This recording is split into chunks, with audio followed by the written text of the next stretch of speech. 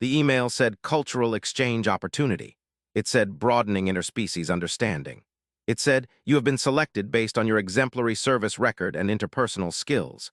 What it should have said was, we are assigning you a 7-foot-tall alien roommate who will narrate everything you do out loud, and there is no opt-out. My name is Marcus Cole. I'm a systems technician on the ISS Persistence, and 3 weeks ago I became the official cultural liaison for Unit 7, our ship's first Mechari exchange officer. The Mechari are a collective adjacent species, which means they share a low-level telepathic link with other Mechari nearby. They always know what the people around them are thinking and feeling. They have never, in their entire evolutionary history, needed to develop tact. The first morning I walked into the engineering bay and Unit 7 followed me. It watched me run diagnostics for about 4 minutes before it said, loudly enough for the entire deck to hear, you are performing this task slower than the posted efficiency standard. Your heart rate suggests you are aware of this.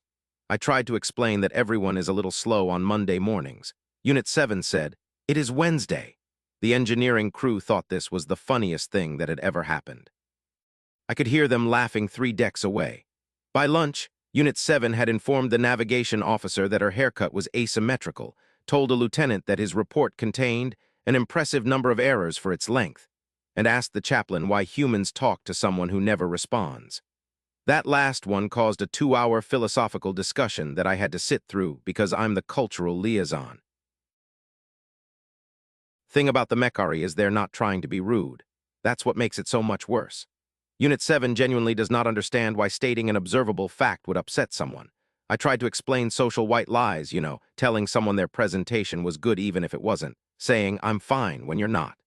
Unit 7 stared at me for a very long time and then said, you are describing a species-wide commitment to mutual deception and you consider this a social skill. I said yes. Unit 7 said, fascinating, horrifying, please continue. The worst part is when Unit 7 is right, which is often. It told the head of maintenance that the recycler on Deck 9 was going to fail within 48 hours based on a sound pattern humans couldn't hear. Maintenance ignored it. The recycler failed in 36 hours. Unit 7 didn't say, I told you so. It said something worse. It said, I have observed that humans prefer to verify information through failure rather than trust. This is inefficient but educational. Week 2 is when things got complicated. Unit 7 started picking up on emotional patterns. Mechari can sense the general emotional state of beings around them, not thoughts, just feelings. So Unit 7 began making observations like Ensign Torres is experiencing romantic distress, likely related to the person she avoids eye contact with in the mess hall, and Lieutenant Park's stress levels increase by 40% when he receives messages from his family, which contradicts the human claim that family is a source of comfort. I had to institute a rule: no emotional observations in public spaces. Unit 7 complied, but then started saving them up and delivering them all at once in our shared quarters at night, like a daily emotional weather report for the entire ship. Today's crew morale is 14% below baseline. The captain is concealing frustration. The cook is the happiest person on the ship, as usual. That last part tracked. Sauce is always happy when the galley's running. The breakthrough came during a systems failure on Deck 4. Power grid went down, emergency lighting only, and a team of 6 of us had to reroute power manually through junction boxes in near darkness. Everyone was stressed, barking orders, bumping into each other. Unit 7 went quiet, completely quiet. It just started working, handing people the right tools before they asked, rerouting power in a sequence none of us would have thought of, and gently steering crew members away from the live conduits they were about to touch. When I asked how it knew what everyone needed, it said, I can feel your intentions before you articulate them. Your species wastes considerable time converting thought to language. I simply skipped that step. We fixed the grid in half the time the manual estimated. Afterward, the whole team stood there in the restored light, looking at Unit 7 differently. Not like an awkward alien guest, like a crew member. It's been 3 weeks now. Unit 7 still has no filter. Yesterday, it told the executive officer that his leadership style generates compliance but not loyalty, and I had to do 20 minutes of diplomatic damage control.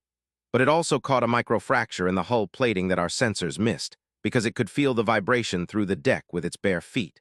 It still delivers the nightly emotional weather report, but now I kind of look forward to it. And last Tuesday, something happened that I haven't told anyone. I was having a bad day, nothing specific, just the weight of everything, and I was sitting in our quarters trying to look fine. Unit 7 sat down across from me and said, "You are not fine. You do not need to perform wellness for my benefit. Among my people, we simply sit together in shared discomfort. Would that be acceptable?" So we sat there, in silence, and honestly, it kind of helped.